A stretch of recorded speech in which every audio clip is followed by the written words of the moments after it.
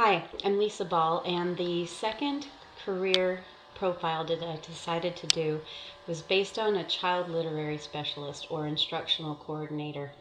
And the reason I chose this one is because I already work with third grade students, and I have been doing that for the last 10 years, so this job title kind of interests me quite a bit. I found a couple of job postings that I will be referencing, as well as some websites that give some information. First of all, the working environment for this particular career, it says instructional coordinators work in elementary and secondary schools, which is right up my alley, and various educational institutes such as colleges, professional schools, and educational support services. They typically work year-round, which I don't right now, so that would be kind of a problem. Some of the stressors that they mentioned, they said it's a fast-paced, high-intensive work environment.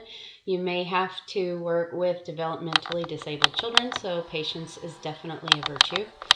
Typical benefits that we would receive in this career would be, this is based on the job posting that I found. They said that the district will pay $628 per month toward the health insurance plan of your choice for full-time employees, and several plans are available for your consideration. Some of the tasks that a literary specialist would do, they identify children who need help by first figuring out their reading level. Then you work with small groups of children or individually with a child to teach the skills needed to improve their reading comprehension. Along with working with teachers and administrators, you would usually administer state reading tests and often talk to parents of children who need a little bit of help with their reading.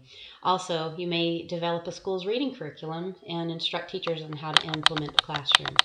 As I read more about this, I realize this is actually a pretty good career. They screen students to establish proper reading level placement, assist classroom teachers, diagnostic testing. I've already pretty much gone over all that. Some of the educational requirements, it does require a bachelor's degree, and it also requires a master's degree as well.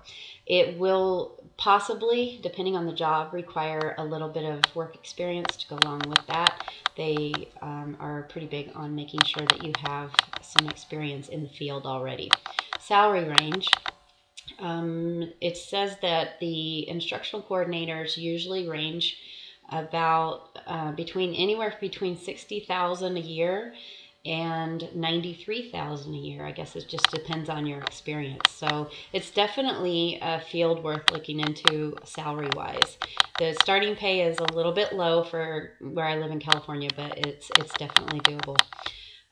There are some other things that I found out about it, that most coordinators work out of an office in their school district, so this is not really something you can do from home. They may also spend part of their time traveling from school to school within the district to teach professional developmental classes and monitor the implementation of the curriculum. That sounds like kind of a fun teaching experience as well. The U.S. Bureau of Labor Statistics estimates that the need for instructional coordinators will grow by 20% by 2020. So there is some definite possibilities there for career placement. It links its growth to the growing number of schools putting in place tools and personnel to help improve teachers' efficiency and help students score more higher on statewide exams. And there was some basic information that I found in a summary that was very helpful.